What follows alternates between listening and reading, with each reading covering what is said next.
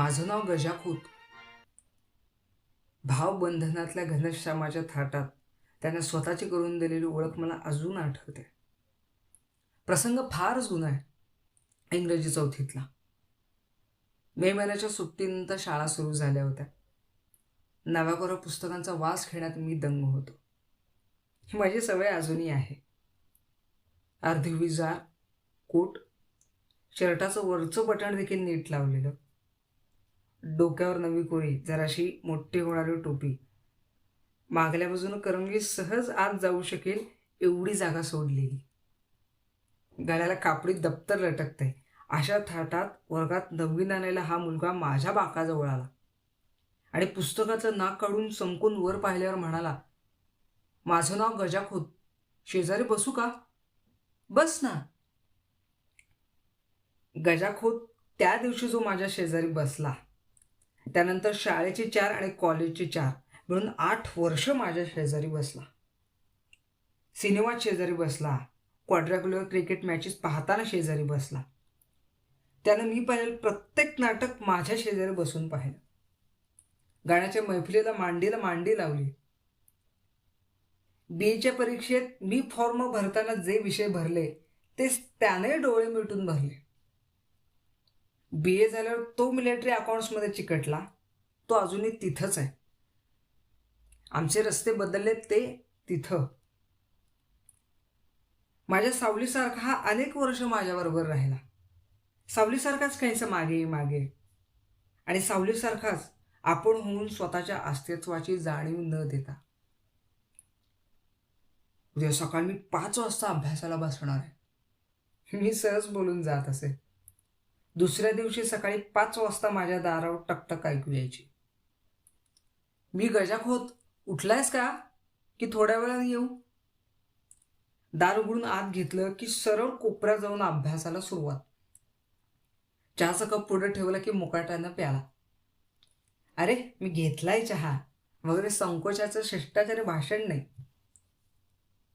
केवळ अभ्यासासाठीच पहाटे उठून येत असा अशातला प्रकार नाही. तिसऱ्याच मित्राशी एखाद्या शनिवारी दुपारी टिळक तलावात पोहायला जायचा बेट ठरलेला असायचा. गजा नेमका पंचा घेऊन मी बाहेर पडण्यापूर्वी माझ्या दारात. बरं, पोहताना आमच्या दंगामस्तीत आपण होऊन काही भाग घेईल असं नाही. आम्ही सूरमार, मुटके मारून पाणी उडव, बुडवाबुडवी कर असले उद्योग करीत असताना हा संथपणे त्या तलावात चकरा काढीत असायचा.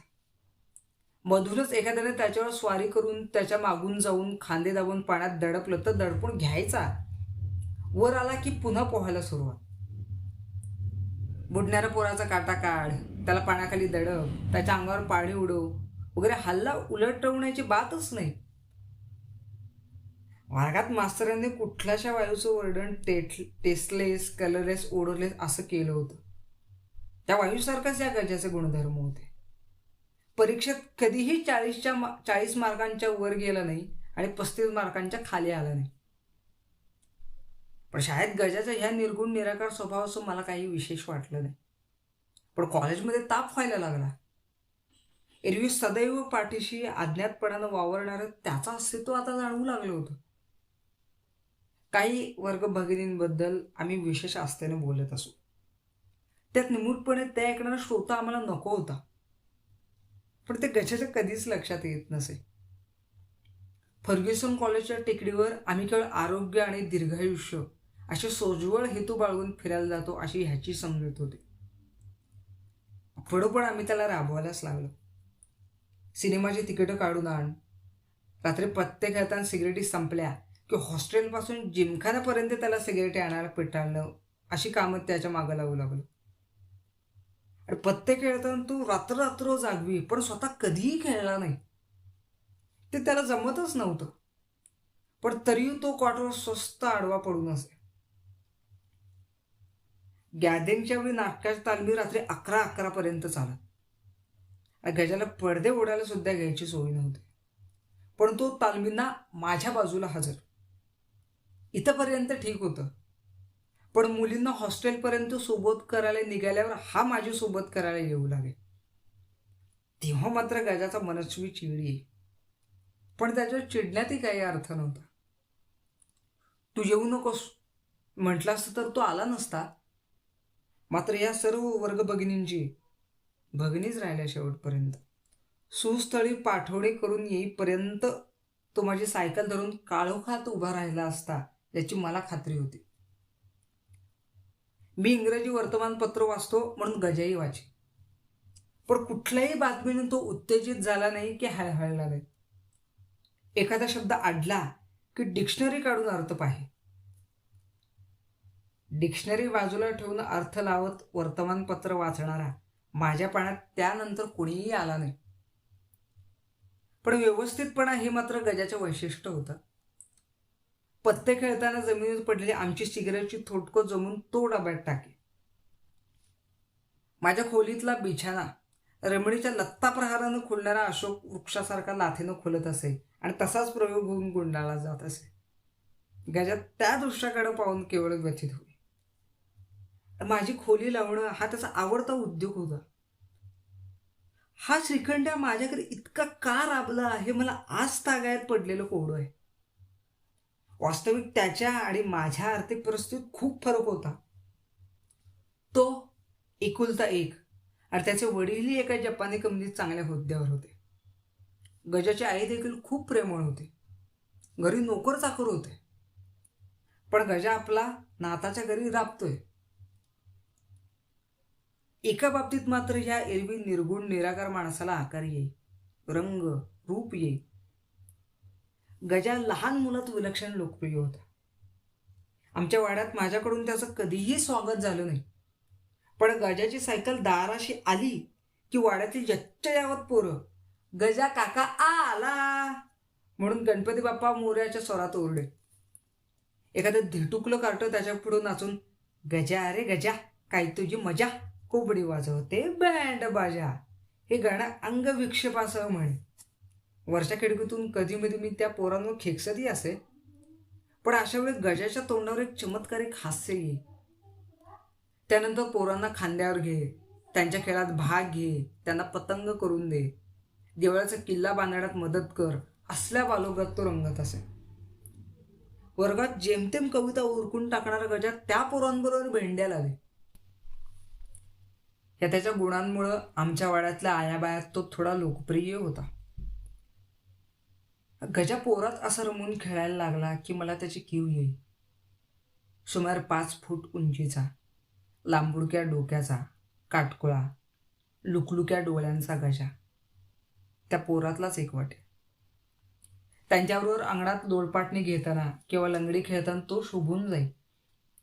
पण त्या खेळात कितीही रंगला असला तरी मी सायकल घेऊन बाहेर निघालो की निघालाच माझ्या मागं. नाटक, सिनेमा, संगीत ह्यातलं तर गजाला काडी इतकंही गम्य नसे. गाण्याच्या मैफिलीत त्याचा एकमेव प्रश्न म्हणजे अजून किती वेळ चालणार आहे. मला एक प्रसंग आठवतो. गणपतीच्या देवळाजवळ शंकरभैया पखवाजी राहत असत. आमच्या मित्रमंडळात सिनेमांपेक्षाही गाण्याचा शौक मोठा. गणपतीच्या मोसमात रास्तापेठ, वज्रदेही, शिवाजी मंदिर जिथं जिथं म्हणून गाणी असत तिथं तिथं 7:30-8 वाजल्यापासून आम्ही मंडपात जागा धरून बसत असो. गजा आमची वाहनांची पिशवी खुशीनं सांभाळत असे आणि गाणं संपल्यावर इमानानं ही तुझी ही तुझी म्हणून ज्याची त्याची चप्पल काढून देत असे. 6-7 तास त्याच्या अंगावरून एवढे सर वाहून गेले तरी हा कोरडाच. पण आमच्याबरोबर गणपतीच्या 10ही रात्री तो जागवत असे. शंकरभैयांची आमची ओळख नव्हती, पण पखवाज ऐकण्याची इच्छा मात्र होती. मनाचा धडा करून आम्ही 4-5 मित्र त्यांच्या दारात धडकलो. नमस्कार केला.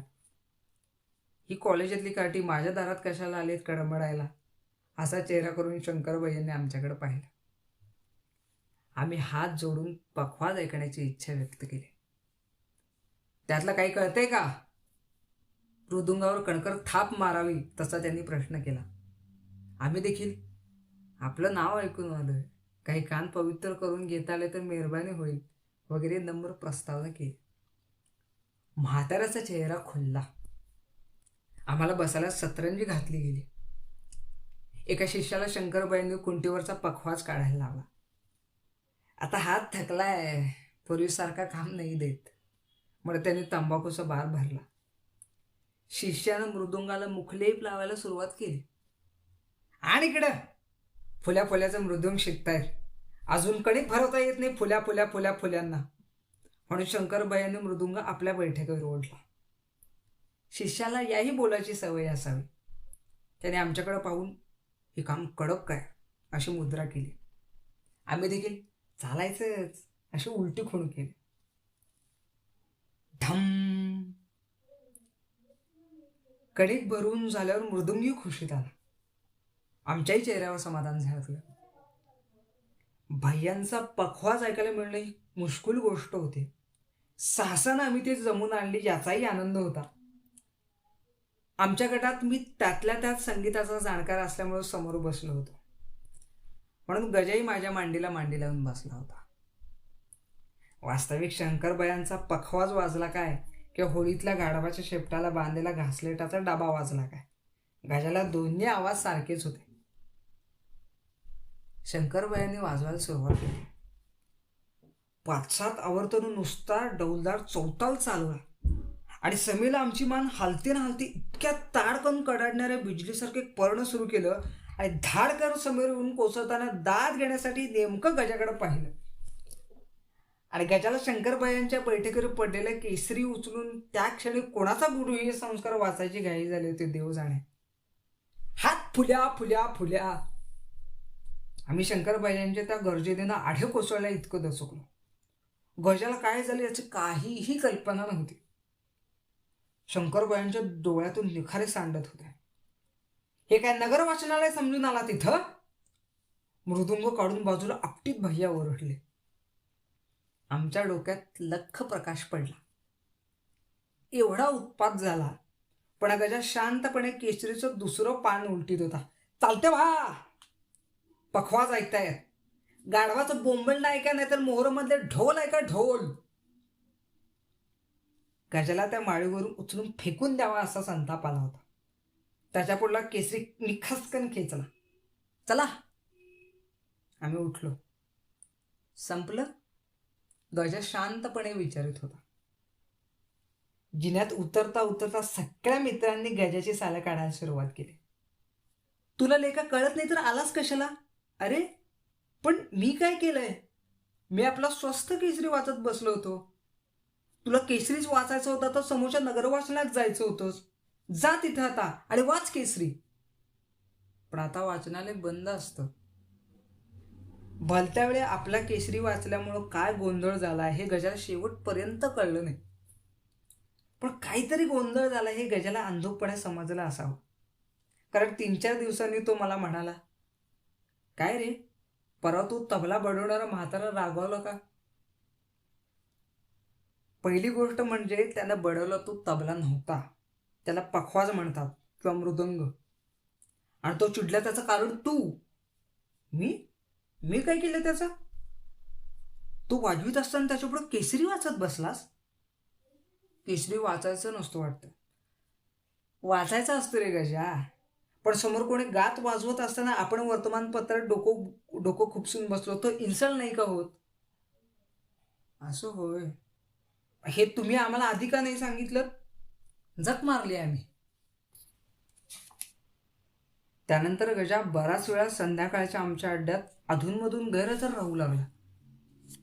एकदा फर्ग्युसन हिलवर पोचल्यावर जवळ काड्यांची पेटी नाही हे लक्षात आल्यामुळं गजाची सर्वांना सामुदायिक आठवण झाली.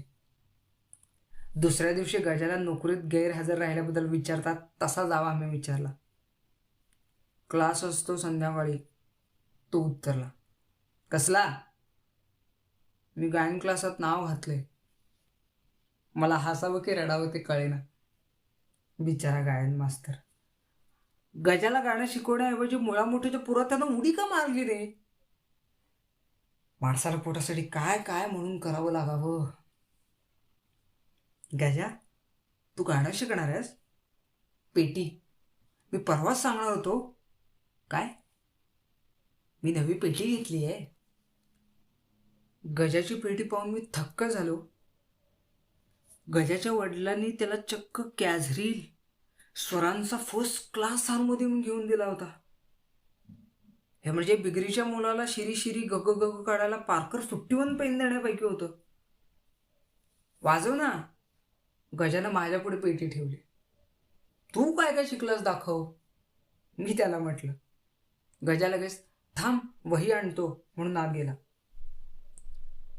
हा वाघदेरे मास्तर बरा आहे का रे पेटी शिकवायला, गजाच्या वडिलांनी मला विचारलं. चांगला आहे. मनात म्हटलं या वाघदेरे मास्तरानं गेल्या जन्मी काय पाप केलं होतं म्हणून त्याच्या नशिबी गजाला पेटी शिकवायचं कर्म उभं राहिलं. गजा वही घेऊन आला. चांगलं कव्हर घातलेली वही. मी वही उघडून पाहिली.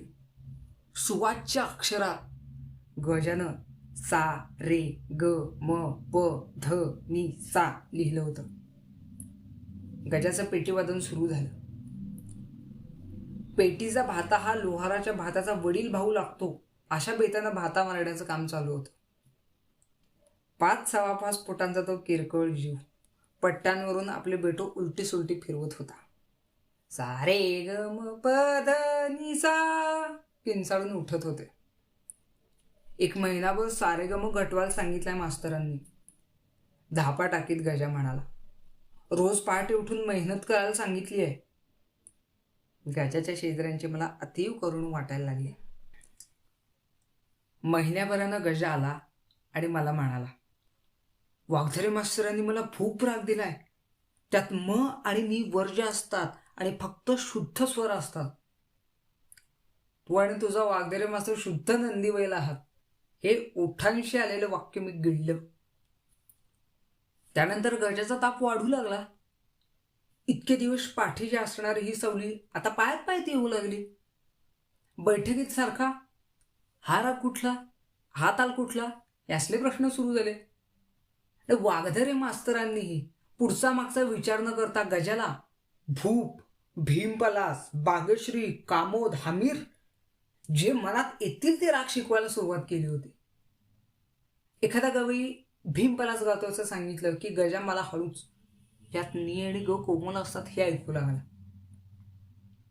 त्याला फार उशिरा फुटलेल्या मिशांसारखं हे संगीताचं ज्ञानाचं खुंट फुटायला लागले होते. चीत सुरू झाली की तो मला विचारे, ताल कुठला. मग त्याची पिडाटायला एक ताल किंवा त्रिताल सांगितलं की हा हळूच त्या गवयाच्या ताल लयीशी काहीही संबंध न ठेवता तीन तीन धागे तिरकट तू ना तक्ता करून पुटपुटायला लागायचा. आता हे प्रकरण दिवसेंदिवस दयेच्या पलीकडे जायला लागलं. पुढे पुढे तर आमच्या बरोबर त्यानं सिगरेट ओढायला सुद्धा सुरुवात केली. वास्तविक स्वतःच्या पैशानं तो सिगरेट ओढत होता, पण आम्हाला उगीच त्रास होऊ लागला. गजा मुडपलेल्या ओठात सिगरेट धरीत असे. सिनियरच्या वर्गात पोचेपर्यंत हा आपली संपूर्ण काट टाकतो की काय अशी भीती उत्पन्न झाली होती. पण तसं काही झालं नाही. 7-8 महिन्यांच्या मेहनतीनंतर त्यानं क्लास सोडला. वाघधरे मास्तरांनी सत्यनारायण केला असावा, कारण गजाचा कृष्ण मुरारी चालला असताना मी एकदा त्याच्या घरी गेलो होतो. कृष्ण मू पर्यंत एकच पट्टी बडवायची असल्यामुळे ठीक होतं, पण राडीपर्यंत गाडी आली की त्याची बोटं अंधारात काड्यांची पेटी शोधावी त्याप्रमाणे पट्टीच्या सगळ्या पट्ट्या चेपून पाहू लागत.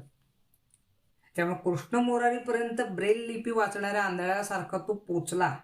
त्याने विनंती करत करहरीपर्यंत तो कधीही सलग गेला नाही. पुढे त्यानं आपल्या पेटीच्या पट्ट्यांवर कृष्ण मुरारी वगैरे अक्षरे लिहून पाहिले, पण तेही प्रकरण जमलं नाही. संगीत साधनेच्या सुरुवातीच्या काळात गजाच्या काही मौलिक शंका होत्या. सारेगम पदनिसा या अक्षरात सर्व गाण्यांचे शब्द कसे बसतात हे त्याला कोड होतं. काय रे, पेटीत उगीच का कांता कसं वाजवायचं का, उगीच माझा ऊ कुठं आहे सारेगम पदनिसा. वाघधरे मास्तरांना त्या 7-8 महिन्यात ग्रहांची पीडा असावी याची मला खात्री पटली. गजाच्या पेटीवर आमचा डोळा होता. त्याला त्या अवधीत ताल पाका करण्याच्या दृष्टीने तबलाही घेण्याची बुद्धी झाली. आणि शेवटी एक दिवस त्याची तबला पेटी माझ्या खोलीत आली. मैफिल आटोपल्यावर पेटी व्यवस्थित खोक्यात घालणं आणि तबला खोलीत फरणं एवढ्यापुरतीच त्याची भूमिका होती. पण गाणं गजाची दुष्टपणानं वागलं. संगीत केलेलं ही काय चावट सवय आहे काय कळत नाही. एखाद्यानं कितीही आर्जव करावं, तिच्या मागं लागावं, पण एखाद्या धनिक पुत्राला सोडून ड्रायव्हर बरोबर पळून जाणाऱ्या श्रीमंताच्या एकुलत्या एक पुरीसारखी ही कला वागते. पण गजाच्या बाबतीत संगीतच काय, जीवनातल्या अनेक गोष्टींनी पाठ फिरवली होती. त्याला खाण्यापिण्यात आवड नाही, कपड्या लत्त्यात आवड नाही, तो नुसताच व्यवस्थित आहे. मोक्याच्या वेळी त्याची नजर तिसरीकडे असेल. समोरून कॉलेजातले 800 हृदय पायघडीसारखी वापरून जाणारी पोरगी जावी, अशा वेळी गजा नेमका डेपोकडे जाणाऱ्या रिकाम्या बसकडे पाहण्यात गुंतलेला. मेनकेचा नाच चालला असताना हा भिंतीवरची पाल किडा पकडत होती ते बघत होता आणि मलाही हळूच दाखवित होता. कॉलेजातली वर्ष भराभर उडून गेली. रोज एकमेकांशिवाय चैन पडणारी आम्हा समानशील आणि व्यसनी मित्रांची टोळी काही दिशांना पांगली. वर्षातून एकदा तरी भेटायचे संकल्प झाले आणि कधीही पाळले गेले नाहीत. एका गावात राहून गाठीभेटी अवघड झाल्या. वाह्यातपणात आघाडीवर असलेला गंग्या सोमणासारखे दोस्त सायकलीला भाजीच्या पिशव्या लावून मंडईत भेटू लागले.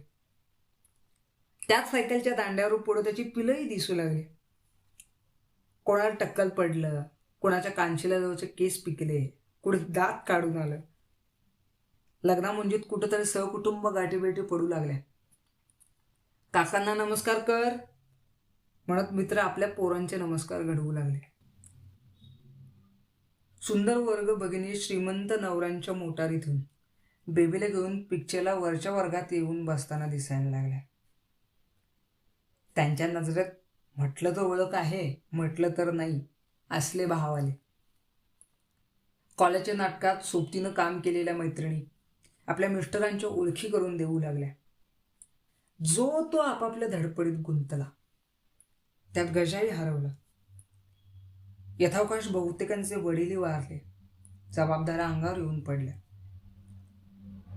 गजाचे वडील वारल्यानंतर तो देखील आमच्या पेठेतून रास्ता पेठेत 2 खोल्यांच्या जागेत राहायला गेला. तिथून FCMS ऑफिस जवळ पडे. क्वचित सायकलवरून जाताना तो दिसे. नाकासमोरची टोपी तशीच होती, पण टोपीखाली संपूर्ण टक्कल होतं. सायकलवर फळीची छोटी सीट होती, त्याच्यावर एक दोनदा एक किरटं पोरी दिसलं होतं. गजाचा संसार सुफलित झाला असावा. आणि एके दिवशी गजा सहकुटुंब दारात आला. कुटुंबाच्या नाकात नथ होती, हातात चांदीची वाटी होती. गजाच्या घरात काहीतरी कार्य निघालं होतं. वाह, भाग्य आमचं, पुण्यातच जायचं वाटतं, गजा म्हणाला. हो, परवा चालू रजेवर. पाहिलंस, योग असला म्हणजे असं होतं. अगं नमस्कार कर. अरे चल. गजाच्या बायकोनं मला नमस्कार केला. अरे मला कसं नमस्कार करायला लावतोस? वाह, ह्या घरात मी लहानाचं मोठा झालो बरं का. काकू कुठे आहेत? नवकरू धोतर, रेशमी कोट, डोक्याला नवाकोरा रुमाल, उठावर कुडतडल्यासारख्या वाढलेल्या मिश्या, डोळ्यावर काळ्या काडीचा टांग वर करून कानावर पडलेला चष्मा. गजाचं ध्यान देखणं दिसत होतं. त्याच्या कुटुंबाला वाकून नमस्कार करताना अवघडल्यासारखं होत होतं. गजाची कर्तबगारी. आलं पाहिजे मुंजीला, तुमच्याच नातवाची मुंजी असं समजून यायचं. तू आहेस ना इथं? नाही रे, उद्या सकाळच्या गाडीने निघणार आहे. अरे पण उद्या मुंज आटपून जा. काकी हे काय बरं? दुर्दैवाला मला खरंच जायचं होतं, नाहीतर गजाच्या मुलाच्या मुंजीला मी गेलो असतो. नाहीलाच आहे गजा. अरे मग संध्याकाळी चहाला तरी ये. अरे तुझ्या घरात कार्याची गडबड, कशाला उगीच? मोठी माणसं तुम्ही, कशाला याल? हे मात्र गजा अगदी मनापासून म्हणाल्यासारखं म्हणाला. मी त्याचं चहाचं आमंत्रण स्वीकारलं. रास्ता पेठेत 2 खाणांच्या घरात त्याचं बिऱ्हाड होतं. दारात शिरल्याबरोबरच भिंतीवर गजाच्या आईवडिलांची इन्लार्जमेंट होती आणि त्यांना कुंकू वगैरे लावून हार घातलेले होते. बाबा 41 साली गेले आणि आई 43 साली गेली. हा माझा मोठा मुलगा वामन, बाबांचंच नाव ठेवलंय. आरती चड्डी, कोट, टोपी घातलेल्या वामनकडे पाहिलं मी जरा दचकलोच. अनेक वर्षांपूर्वी माझं नाव गजा खोत असं सांगत गजा असाच माझ्या पुढे येऊन उभा राहिला होता. ह्याची मुंजी आहे होय? हो. ही वासंती, ही वीणा. सगळ्यांच्या कुंडलीत व अक्षरच आले नेमकं. गजाच्या जीवनात हे आपलं एक मामूली नाट्य आलं होतं. सगळ्यांच्या जन्मकुंडलीत व हे अक्षर. मी समोर उभ्या असलेल्या वामनकडे पाहिलं. त्याच्या हातावर काहीतरी खावलं ठेवत विचारलं, काय म्हणालस तुझं नाव? माझं नाव वामन गजानन खोत. शाप्पास. त्याला आत्तापासून पेटीच्या क्लासात घातलाय? कुठं वाघदरे मास्तरांकडं का? माझ्या तोंडून एकदम प्रश्न निसटला. छे रे, वाघदरे मास्तर केव्हाच वारले. अगदी आकस्मित वारले रे. बिचाऱ्या वाघदरे मास्तरांच्या आकस्मिक मृत्यूचं कारण माझ्यापुढं वन सुरू होणाऱ्या नावाच्या तिसऱ्या अपत्याला येऊन उभं होतं. ही पेटी छान वाजते बरं का अजून. वामन, वाजून दाखव काकांना. काका छान पेटी वाजवतात बरं का. मी नि ते कॉलेजात असताना नेहमी गाणे ऐकायला जायचे, पेटी वाजवायचे. पेटी उचलून चिरंजीव वामनापुढे टेकीत गजा म्हणाला. वामनानं बापाच्या पावलावर आपलं चिमुकलं पाऊल टाकीत लोहाराचा भाता सुरू केला आणि कृष्ण मोरारीला नाना स्वरांचे चिमटे काढायला सुरुवात केली. बिचारा कृष्ण मोरारी विव्हळत होता. नुकतीच सुरुवात केली आहे, मी अधूनमधून दाखवतो त्याला, गजा सांगत होता. वामनची पेटी धापा टाकीत बिनतीपर्यंत पोचली आणि गजानं त्याच्या त्या पेटी वादनाकडे संपूर्ण दुर्लक्ष करीत मला सांगितलं, गेल्या महिन्यात ऑफिशिएटिंग सुपरिटेंडंट म्हणून काम केलं. पुढल्या वर्षी बहुतेक सुपरिटेंडंट होईल. बाकी कॉलेजमध्ये ते मजेचे दिवस गेले नाही का रे? मी मनात म्हणत होतो, ह्या गजाच्या जीवनात ते दिवस आले होते तरी कधी.